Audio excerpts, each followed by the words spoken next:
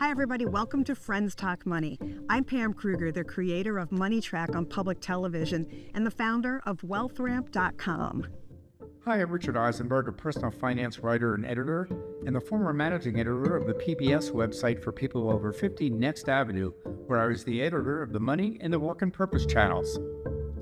And I'm Terry Savage, nationally syndicated personal finance columnist and author of The Savage Truth on Money. We're three friends who like to talk about money and all the issues that come with it. On this podcast, we're trying to help you understand your personal finances. To help you and your retirement get on the right path for true financial peace of mind.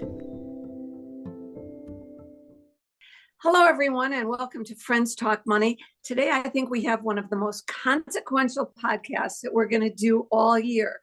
We are joined by IRA guru Ed Slott, author of all the definitive books on dealing with your IRA forever since they started. And today we're talking about his latest book, The Retirement Savings Time Bomb Ticks Louder. This is all about the latest Secure 2.0 Act. By the way, if you're listening to us in your car on audio, you know we video these and we're all looking pretty good today. So if you want to go to our website, friendstalkmoney.org, you can get the video version too. So Ed's book, I mean, there isn't anything that has to ever be known about IRAs that isn't in there, and it's all very complicated. So I think, Richard, you wanted to start. Let's start with what's new. The whole idea of the Secure 2.0 changes. Richard, why don't you take it? Yeah, thank you. Hi, Ed. Yeah, I love the book. And one of the first things you say at the very beginning is that the Secure Act makes retirement savings less secure. So I wonder if you can tell our audience, first of all, what is in the Secure Act that relates to this and why is it making our retirement savings less secure? Well, let's look at the overall premise. First of all, that's just basic tax law. In the 40 years I've been studying tax law, every time Congress has come up with a new tax law, one of the things they come up with the legislation and they name it. And in all 40 years since I've been studying this, whenever Congress names a tax law, you can almost always bet that whatever they name it, it will do exactly the opposite. And that's been true forever. So how about that Budget Reconciliation Act? How's that one working out? And a bunch of things like that. So when I first saw, oh, they're calling this secure, I said to myself, hold on to your wallets. And sure enough, it was a revenue grab. Basically, Congress said, look at all this money in IRAs. Why should we wait to get our cut? We need money. The way we spend, we need more money. And I know who, and they know who they want to get it from, the beneficiaries. They said they didn't work for it. Most people don't even like their beneficiaries. Let's get it from them.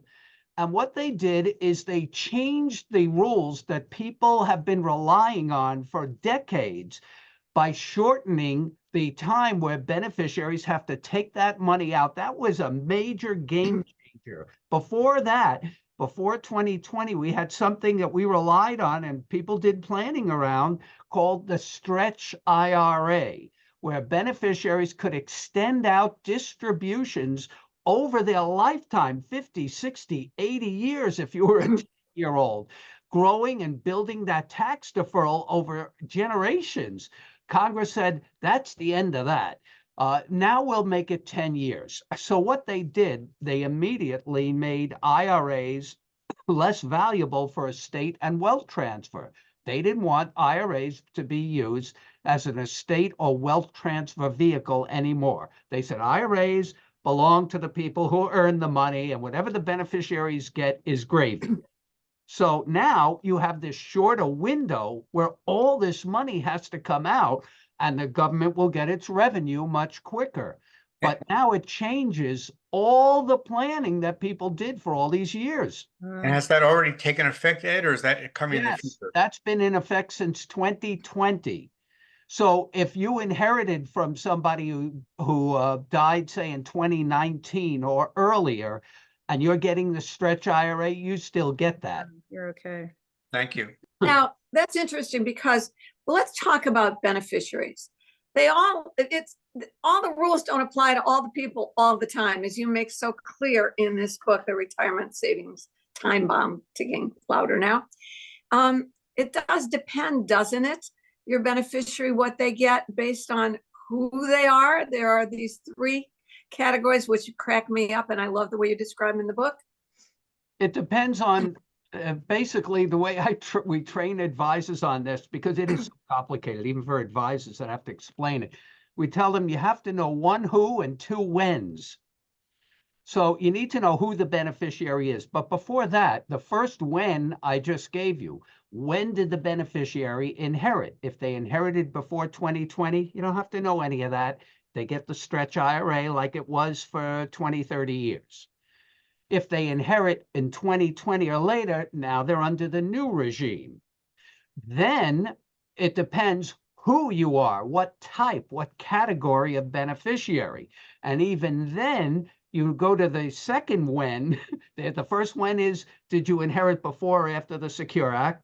The second when is, did you inherit before or after the person you inherited from began taking RMDs, required minimum distributions? Because then the payouts change. And then there's the who. Who are you? Not like the song, with the who, but it's what type of beneficiary. And there's three types, but none of them are that great. I call it like three decks on the Titanic. They're all going down in taxes. It's just a matter of the order. So the people on the bottom, the dregs, are the same as the people who had the worst case scenario before the Secure Act.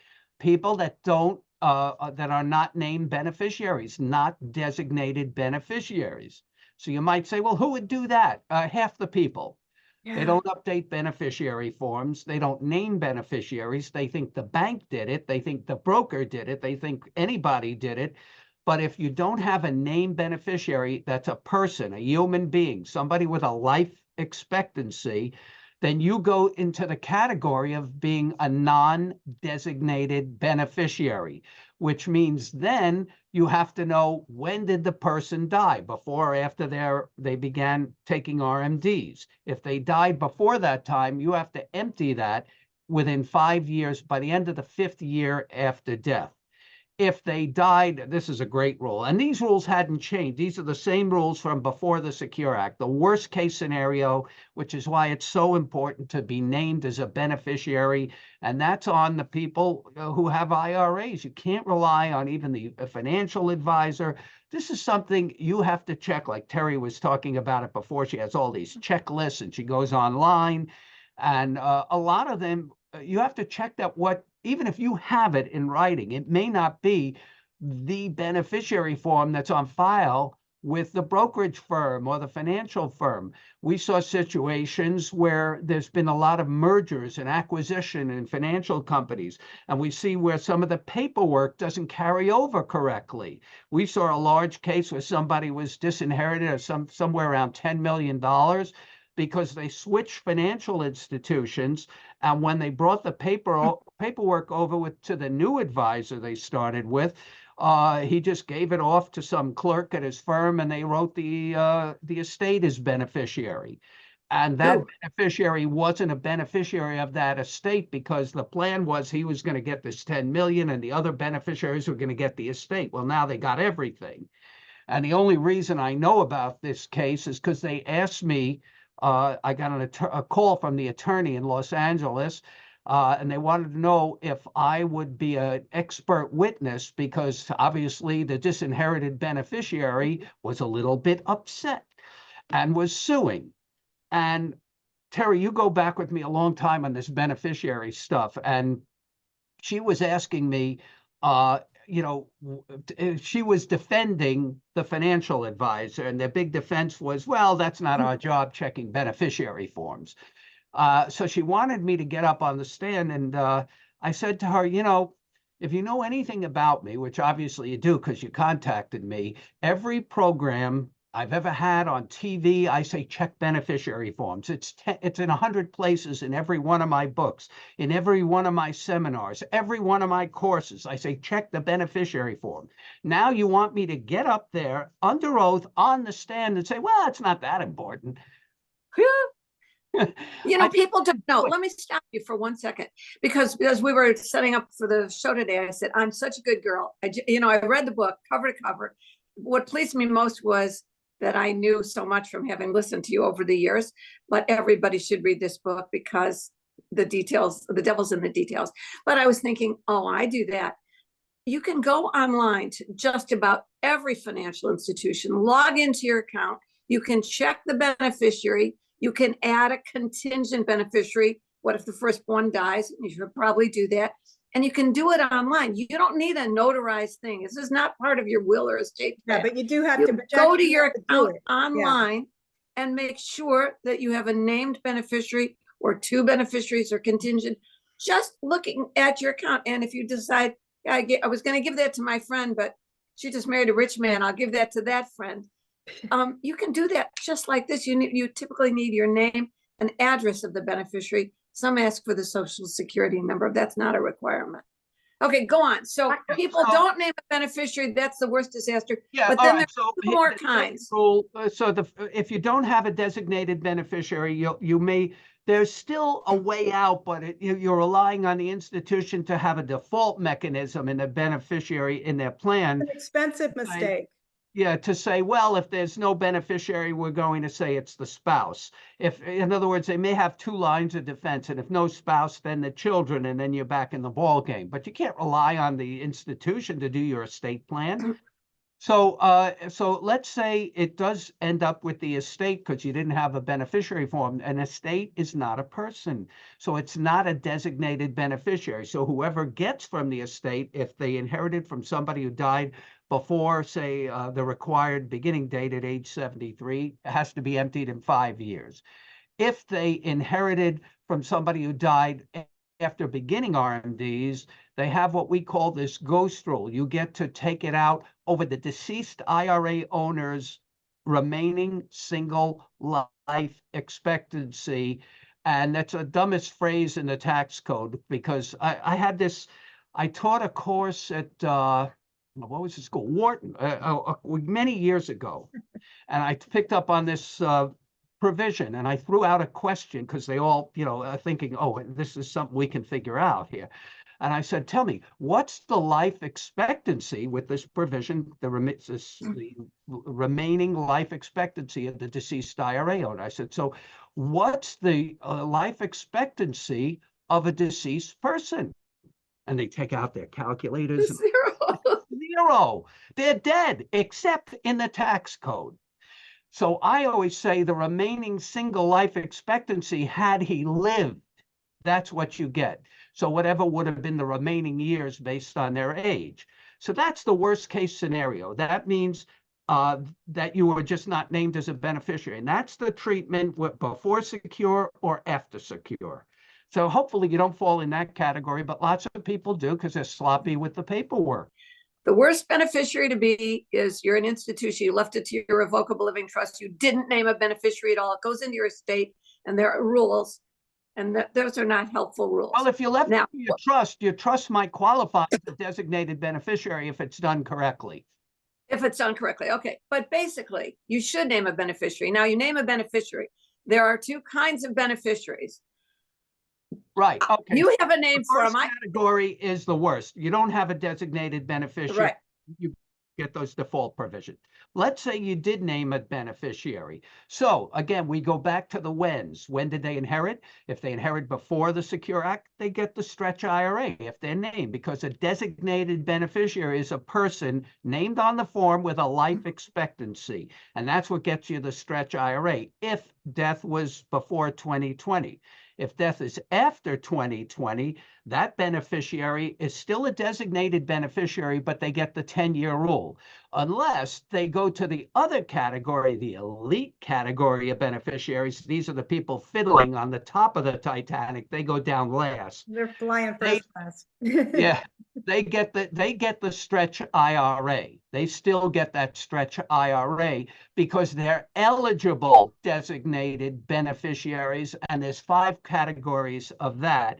but it's mainly just one category. It's the spouse. The spouse still gets all the great treatment they had. One thing Congress does, they look out for spouses in the retirement area. They always treat spouses as one unit, even though they have separate retirement accounts. So the spouses do well. The other categories, there's 4 other categories, but they're really, most people won't qualify. Like, for example, a minor beneficiary. People say, well, if it's a minor beneficiary and that's under age 21, then I can leave it to my grandchild because then if my grandchild's 10 years old, he can go out 70 years. No. A minor beneficiary of the deceased IRA owner, not grandchildren. So what are the odds if the average IRA owner dies at 85 that he's going to have a 12-year-old child? Other than, I don't know. Alec Baldwin. Yeah, Alec Baldwin, Jack Lemmon, Mick Jagger. These are people that I'm not worried about. First of all, I think is it Jack Lemmon, the one that had the, I forget. Well, Charlie Chaplin, for sure. Tony Rand. I got mixed up with the wrong Odd Couple. With Tony Anyway. Rand. Yeah. So the spouse, just to see if I get this right. The spouse can extend it over her life. Well, if you're disabled, better options. The spouse is like in this whole game, the spouse is like the queen in a chess game. She can move anywhere. I mean, she has every option. She can remain a beneficiary, get the stretch, delay distributions, or roll it over as if it was her own and continue on that way. The spouse can do anything she wants, pretty much. Okay, but what if you name someone else? You name your adult, you have 2 adult children. You name them equal beneficiaries of your IRA.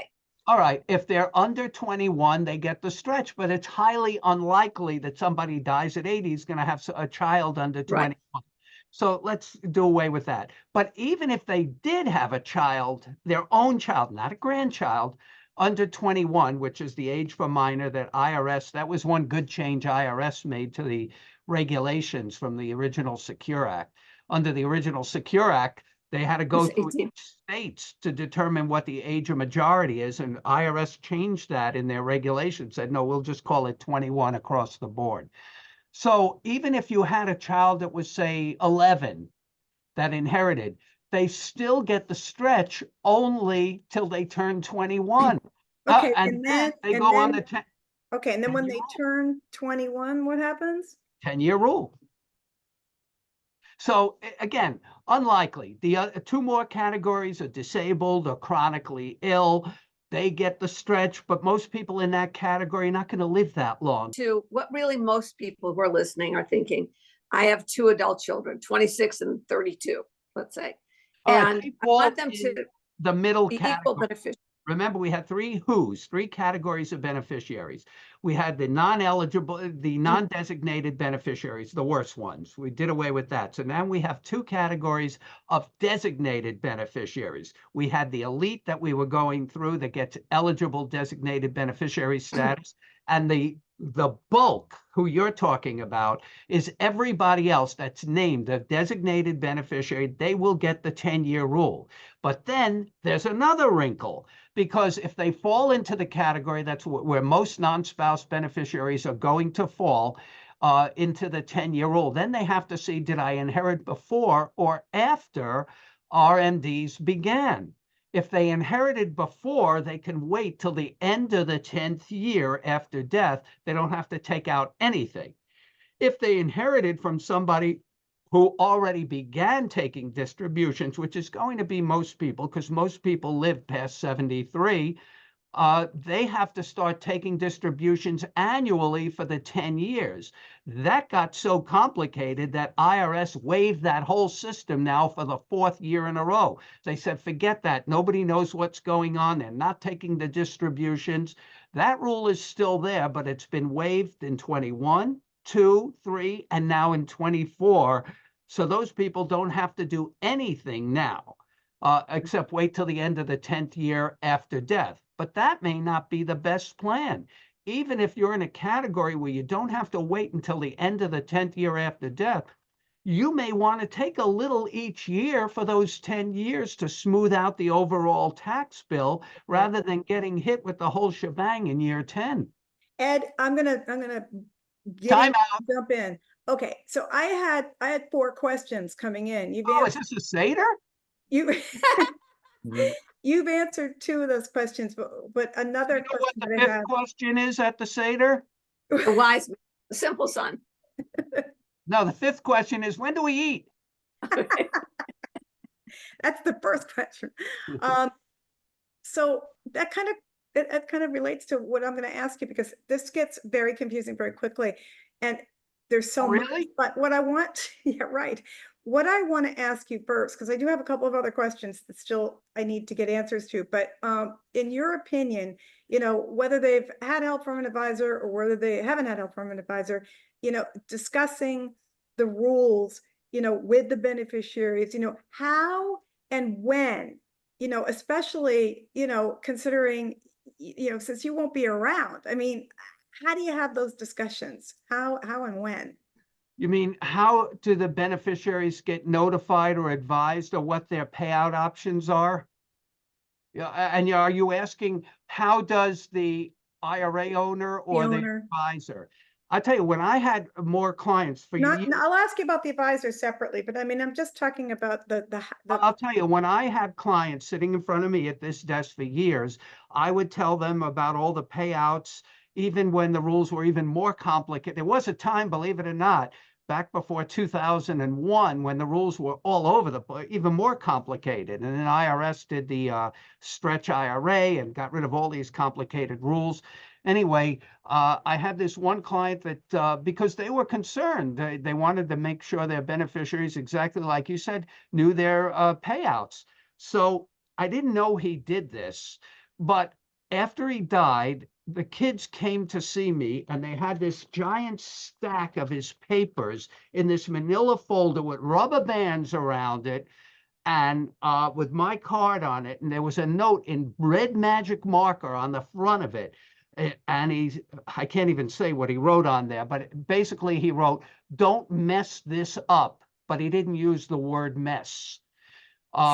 And he said, "Go see Ed Slott. I got this all worked out." So they were like the voice from beyond. They were afraid to touch it. They brought it to me. I went through everything with them and they got the stretch IRA and all of that. But now it's very complicated. What Congress really did, looking at the bigger picture, which I was getting to in the beginning, not only did they make IRAs a lousy asset for wealth transfer, but they made it almost impossible for beneficiaries to figure out how to get money, what their obligations are to eliminate penalties to take the money out of these inherited IRAs. There are so many permutations. I didn't even give you the last one on the 10-year rule. I talked about the 10-year rule, who can wait till the end of the 10th year, who has to take in between. If you inherit a Roth IRA, the rules are different. If you inherit a Roth IRA, it doesn't matter when the person died who you inherited from, because Roth IRAs have no required beginning date. Roth IRAs, one of the big benefits is there are no lifetime RMDs. So anybody under the tax law who dies with a Roth IRA, even if they die at 99 years old, is deemed to have died before their required beginning date. So, because there is no required beginning date. So anybody who inherits under the 10-year rule for the Roth is deemed to have inherited from somebody who died before their required beginning date. So this is a huge benefit for Roth beneficiaries.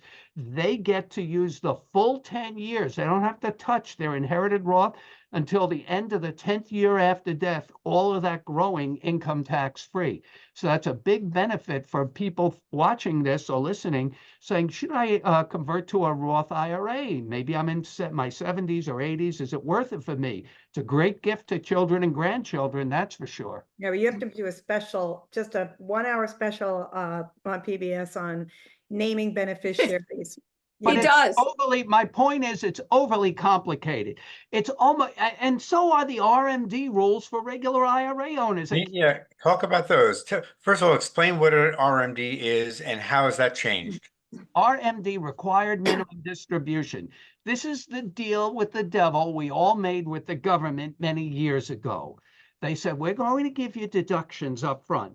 But as with any deal with the devil, there's a day of reckoning, and they have a name for that date. It's called your required beginning date. And that age, this IRAs or 401ks or both?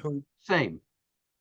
There are Any exceptions, retirement but account. in general, the RBD, you know, I'm telling you, if we made a drinking game out of every time I used an acronym, the audience wouldn't last 10 minutes. Just add vodka. RMDs and so the RMD is the required minimum distribution. The RBD, the required beginning date, is when you have to start taking it. Many people know it used to be for years, 70 and a half years old. The Secure Act moved it to 72. Secure 2.0 moved it to 73, and even 10 years later to 75. So people are confused. Remember who this affects: older people that never, this is like inside baseball for us. You tell somebody who's been working, building, saving, and investing their whole life, all right, now we have this complicated set of rules to take the money out. So your required beginning date is April 1st, after the year you turn now 73 years old. And that's when you have to start taking money out based on a schedule. The IRS has a table, the Uniform Lifetime Table, where you look at your life expectancy and you take a certain amount each year. That's required to come out, and you pay tax on that. And that confuses people. So the whole idea, these rules are just so complicated. It shouldn't be that hard to take money out of your IRA, but that's what it's become. So it's really become a lousy asset to take into retirement for most people, other than a Roth. And roughly what percentage of somebody's retirement account would they have to start taking out when the RMD starts? Just give us a rough idea, because people may think, oh my goodness, I've got to take out half the money I've saved, but they probably don't, right? No. You know, we made a chart here for we teach our advisors on that. It's the table from IRS, but we put one little twist. If I have a copy here, I usually do. Of course, there's got to be a twist. Yeah. This is a copy, and I'd be happy to send it to you, Terry, so you could share it with people. This Uniform Lifetime Table, and it gives you the age and the life expectancy. But what we found, that confused people. You think? The life expectancy of a 75-year-old is 24.6 years. We had people saying, oh, I thought I had to take out 24.6%, like he just asked. And it's complicated. So what we did here, you can't really see it. We put the shaded column in that exactly answers your question. What's the percent of the account you have to take out? So in that example for age 75, you take 4.07%. Okay. So it's a small percentage.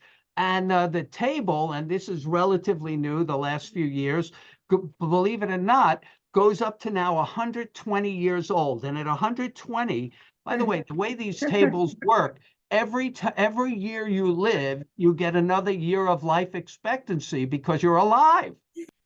You can start your required minimum distribution in the year of your required beginning date. You can actually have till April 15th of the following year, but that would mean you'd have to take 2 that year. So the year you turn 73, take it.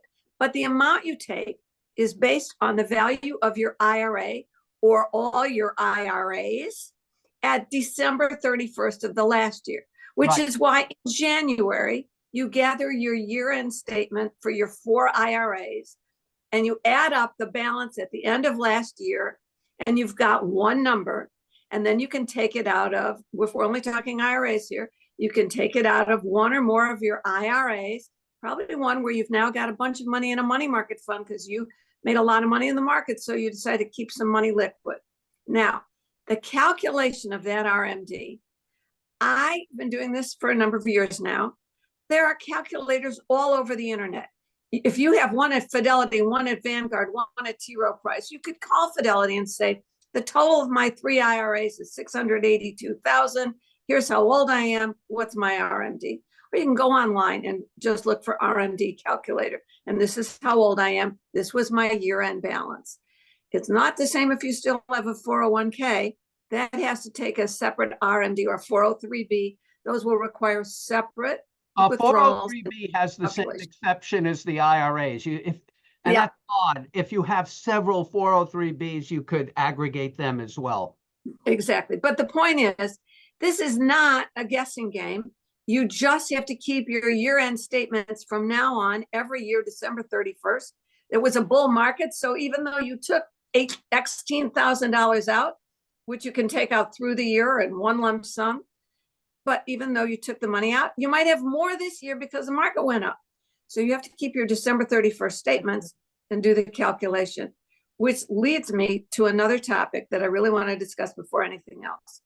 I'm going to throw out a big word, which according to the book, which I love reading and is so funny, the word rollover.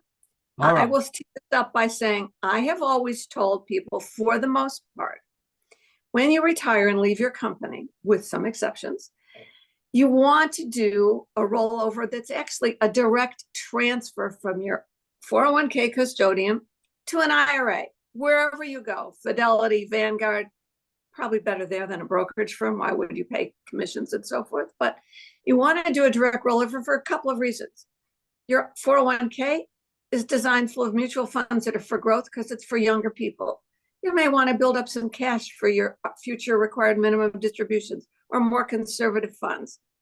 When you do that transfer, that's a sort of a rollover. There are other rollovers you can do. And the word rollover, as you can see from reading the book, is absolutely fraught. So let me lob that one up in the air and talk about rollovers, the perils, and how to do it. Here's the best way to do it. Don't ever do a rollover, but let me tell you why. It's in the naming of it. There's two types of rollovers, direct and indirect, but without getting too fancy, always do a direct rollover or a direct transfer. So when I talk about rollover, I'm talking about the 60-day rollovers. Never, ever do that. You know, there's a saying in football, and it's funny, whenever I use this in seminars and I'm at a place, it was a famous college coach that said it. But whenever I say who said that, they always say it's their college coach, wherever you go. And the saying is, in football, if you throw the ball, three things happen, and two of them are bad. So if you go to Ohio, they'll say Woody Hayes said that. If you go, wherever, I don't even know who said it. Actually, I looked it up and it was General somebody from Tennessee. Anyway, if you do a rollover, three things happen and they're all bad. They're all bad. You have the 60-day rule, which means if you don't get the funds in 60 days, now that sounds like a lot of time, but people miss it. They misplace a check, things happen, they forget about it. Then it becomes taxable. 60-day rule. If you take from a company plan like a 401k, you have mandatory 20% withholding. So if you have $500,000 in your 401k and you take a check, so what I call a rollover is when you take control of the money touch yourself. the money is what you're saying. Right. Don't Constructive touch the money. receipt is actually. So you get a check made out to Mary Smith. That means you can cash that check. If you ask your company for a check for your Mary Smith, you say, I want my $500,000, they're going to give you a check for $400,000 because by law, they're required to withhold 20%. Now you only have $400,000 to roll over to your IRA. And if you don't have the other $100,000 sitting around somewhere to make it up, you're going to have a tax on $100,000. And then there's a third bad thing that happens when you do IRA to IRA rollover. It's the once per year IRA to IRA rollover rule. You can only do one of these IRAs if you're going from one of these rollovers once per year. And even that trips up people because it's not a calendar year. It's 365 days. People have been tripped up. They say, well, I did one in December. I could do another one in January. No, you can't do another one till next December. So if so there's only one really right way. Yeah, so if you do any of those three, that one is the worst one, the once per year. If you're going from IRA to IRA or Roth IRA to Roth IRA, and you do more than one, there's no fix for that. Right. It's over. It's taxable. It's a fatal error. And people have lost their entire retirement savings over that. having it all taxed. So don't do rollovers, do direct transfers or direct rollovers. Right. Everybody knows it overall as a rollover, but what we're really saying is it's a transfer to transfer. Right. Except when it comes out of a company transfer. plan, it's Yeah. called a Yeah. direct rollover. When you are leaving your company and you want to take your whole 401k and take it to whoever, the financial advisors firm, Fidelity, Vanguard, T. Rowe Price, you do a direct custodian to custodian transfer. Okay? Right. Where the money doesn't touch you, it goes directly. You to the never firm. touch the money. There's no withholding. It's all going to work for you. It goes over in cash, by the way, even if you owned and had a self-directed account at your 401k and you owned Amazon for 10 years, it all gets put into cash because it's going to be ordinary income anyway. All that cash gets moved from one custodian to the next. Now let's just talk about this, about these rollovers. Now let's just say that I'm working with Joe Schmo, the financial planner. I decide I hate him.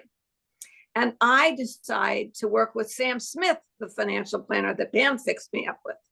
I want to roll over my IRA to the custodian that Sam Smith's firm. That's one rollover. No, if you do a direct, if it's a direct, the once per year rule doesn't count. It doesn't count if you do a direct transfer. All those three problems that I talked about go away if you do direct transfers. If you do that's what I wanted to make sure. You can do them all day, 10 times a day. Because okay, so here's the message. Account. Do not take money out of your retirement account with the intention of repaying it within 60 days, because a million bad things can happen. But there's another problem too. In your example, and it could happen in a plan or in an IRA, they say, you know, the bad guy you want, he says, well, we're not doing this direct transfer. Here's a check.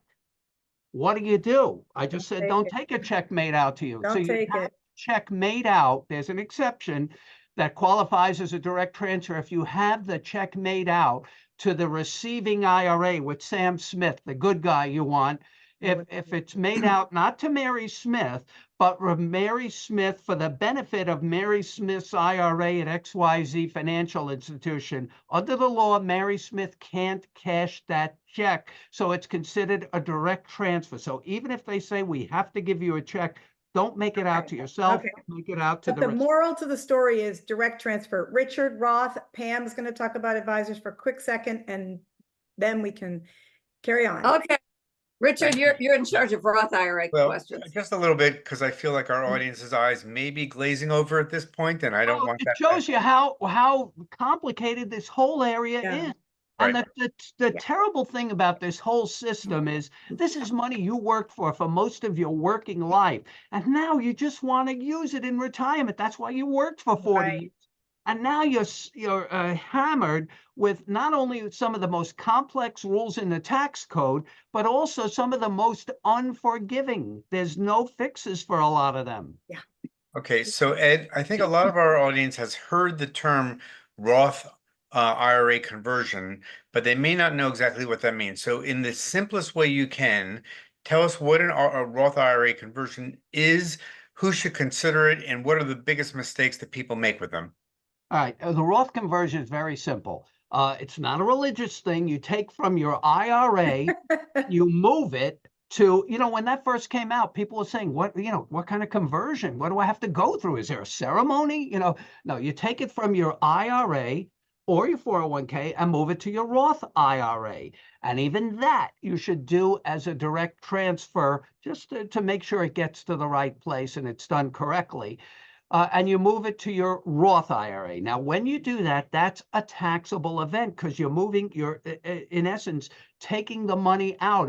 Even if it goes directly, it still counts as a distributable event as if you took the money out, even if it's a direct transfer. So if you take $100,000 out of your IRA and move it to a Roth, you have a tax on $100,000 generally, unless you had some non-deductible contributions. Now you have a tax on $100,000. So who would sign up for that? I think almost everybody should, because if you don't, this money will be taxed later. It's not if, but when, like death. It's not if, but when. This money will be taxed. You got to pay it at some point. Yeah. Yeah. And why not pay it while rates are at an all-time low? And that's what a Roth conversion does. And the amount you can convert is unlimited. There's no income limit. When it gets to a Roth, the money grows. You have to pay tax. Don't forget about that. But once it's in a Roth, the money grows absolutely income tax free for the rest of your life. You never have to take it out unless you want to. There's no RMDs in Roths, in your own Roth. And even after you die, the beneficiaries can sit on it for another 10 years, continuing to grow it. And the accumulation is all income tax free for even 10 years after death, even after the Secure Act. But what if you think the tax rates are going to be going down? One of the presidential candidates is talking about doing that. So let's say I think, well, I'm in this bracket now. I think in the future I'm going to be in a lower tax bracket. What should I be thinking about there as it relates to Roth IRA conversion? Should I still do it? The Roth is one big giant bet on tax rates. If you actually believe, which I don't, but if you actually believe that tax rates will go down, then the Roth doesn't pay. But I would say if I went to Las Vegas and you know how I don't know that much about it, but I hear that the casinos make all their money on a 1% differential. They only have to be right 51% of the time. But for a special Roth converter, they have a special table and they say, we're going to put the odds in your favor, 95%, 5% in our favor. I would take that bet. Yeah, you've got to plan for it. You've got to plan for that they're going to be higher, in the future. Well, right? you know what? It's funny you say that, because when I ask financial advisors or consumers, I say, because I tell them, it's a bet on tax rates. I believe rates will go up and then the Roth pays. So I ask them, how many of you think your tax rates will go up? And some of them may raise their hands. And then I'll ask a different question. I'll say, all right, how many of you think rates will go down? Not one hand goes up. And I said, well, that's the same question. That's right. Where should the money come? Let's take that $100,000 Roth conversion. And let's say right now you're in the marginal, maybe 25, 27% bracket. So you say, all right, I'm going to give up $25,000. I've got my 100,000. I'm going to convert it. Forget what you invested in. It's in a money market at Fidelity, in a traditional IRA. It's going to stay at Fidelity. I'm going to make it a Roth IRA. They're going to send me a 1099 for $100,000. That's right. Taxable. And maybe I have to pay, let's say, $25,000. Don't I have to have the $25,000 outside the IRA sitting in my checking account because I wanted to? But it's recommended. I wouldn't take it from the Roth, from the IRA. Because if you do that, first of all, if you do that before 59 and a half, you have a tax, possibly a penalty on the money you used to pay tax. Right. And only 75,000 goes to the Roth. So it's like you're buying a stock for 100,000, but the minute you put it in the account, it's only worth 75. So I want my whole 100,000 to roll into the Roth. So before I do it, I should think, gosh, I'm in a lower tax rate now than I'll be later. Well, maybe if you stop working and rates don't go up, you will be in a lower rate bracket later. But you have to think about what tax rates will be and what your future income will be. And B, I want my whole $100,000 working for me in the Roth, because I'm going to put it in the S&P 500 or whatever I'm going to do with it inside there. So I need to have the $25,000 or $6,000 for taxes sitting somewhere outside my retirement. Yeah. It's best that way. Yeah. And then you get the full bang for your buck. And now your money's in a Roth growing tax-free forever. Yeah. For the rest of your life, 10 years beyond. Makes sense. You deal with advisors. Look, I know you've all been listening to us. And if you're driving, I want you to just download the podcast and go over it again and again, or better yet, the book. But who else knows this besides you, Ed? What I was going to ask is, Ed, I consider myself an expert in helping people find financial experts. And I know, because I'm so particular about who's in my network and what they know about all of this. But the vast majority of advisors out there, how much do they really know about this stuff, the nuances, the rules, the ins and outs, and how important is that? They ask people like me and other people like me, Pam, that know these things. They ask a smart advisor will attend courses and learn. Well, Was you have that? a network. I want to talk about your network, Ed. Yeah, Explain, we because train I've been to some of the advisors. professional We train seminars. advisors. In fact, we've been doing that now. We're in a 20th year. It's called Ed Slott's Elite IRA Advisor Group, and they go through constant training. It's not like a seminar here and there. They're with us year round. They pay a membership fee. I don't sell any products, investments. I don't sell stocks, bonds, funds, insurance, annuities, none of that. I'm a CPA tax advisor. We provide educational programs, and these are advisors who may sell those products, but they also want to do the tax planning, which is the critical part of retirement planning, because all of these accounts are subject to taxes at Yeah, some. because so many people cannot, even listening to this backward and forward, and it's just, you're But always here's afraid one you're of the gonna big miss something. benefits of the people that train with us. Yeah. They have access to me and my team of experts as their back office. Yep. So we take Yeah. calls from them.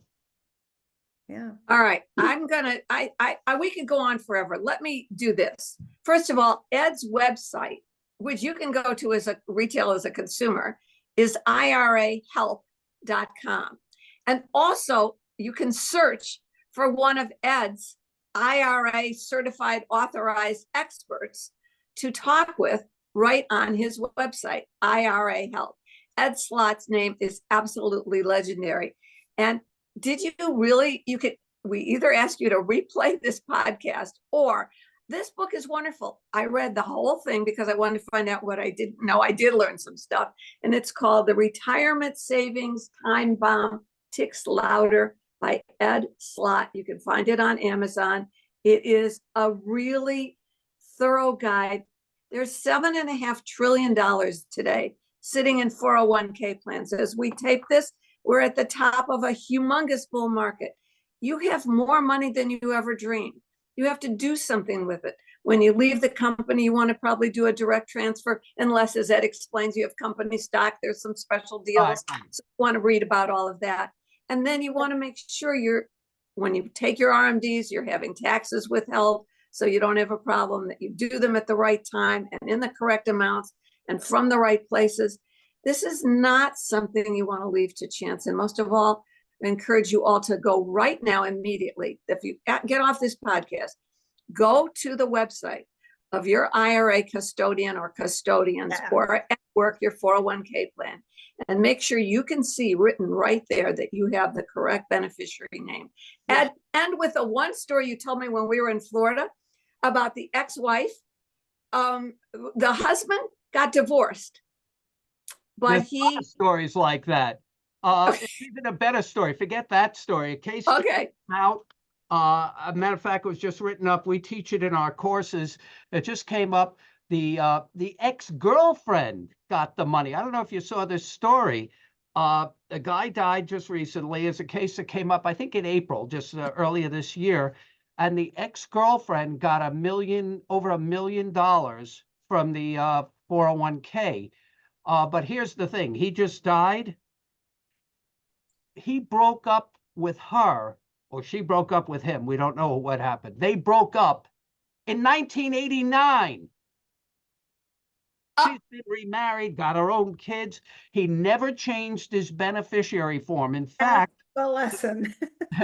in fact, the company had advised him, because he filled that out in sometime in the 80s. They didn't have a computerized system, so he had the beneficiary on a card that he wrote out and named her. They said, we're digitizing everything, and they sent these notices to him many times over the years, and they said, if you want, update your beneficiary form, and he never did. He died with no spouse and no children. And his two brothers, the only reason we know about that, they went to court and they said, how could she get the money? And the court said they lost. They said, because she's the beneficiary. You're nobody. On that note, IRA.com, the retirement savings time bomb ticks louder. Ed Slott, thank you very much. And we'll see you on the next one. Thanks. And thanks for the audiobook version, because it was a pleasure listening to the book as well. Oh, boy. Okay. I didn't even do that. Friends Talk Money is funded in part by a grant from the Investor Protection Trust. The IPT is a nonprofit organization devoted to investor education. Since 1993, the IPT has worked with the states to provide the independent, objective investor education needed by all Americans to make informed investment decisions. Visit investorprotection.org. We also receive support from the North American Securities Administrators Association, known as NASA. It's the oldest international investor protection organization. NASA's members include state and provincial securities regulators from the U.S., Canada, and Mexico who serve on the front lines of investor protection. Recognizing that education and awareness are powerful tools in the fight against investment fraud, NASA is pleased to sponsor Friends Talk Money. Here are 3 important tips to help you protect your money from fraud. With investing, there are always risks, so be cautious of anybody telling you that a certain investment is guaranteed. You should also proceed with caution if somebody is promising very large investment returns. This is a common red flag for investment fraud. Last and most importantly, be sure you're working with a licensed or registered financial professional. You can check your advisor and make sure they're licensed by visiting brokercheck.finra.org. NASA is your partner in keeping you safe and helping you avoid investment frauds. Visit nasa.org and click on the Investor Education tab to learn more.